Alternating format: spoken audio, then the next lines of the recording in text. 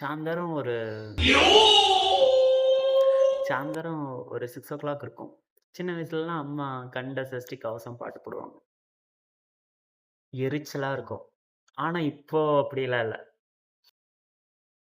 ரொம்ப ரொம்ப ரொம்ப அது ஒரு மாரி ஹீல் பண்ற மாரி ஜாலியா இருக்கும். எனக்கு தெரியல. நான் மட்டும் தான் இப்படியா? அப்படின்னு எல்லாரும் இப்படிதான்.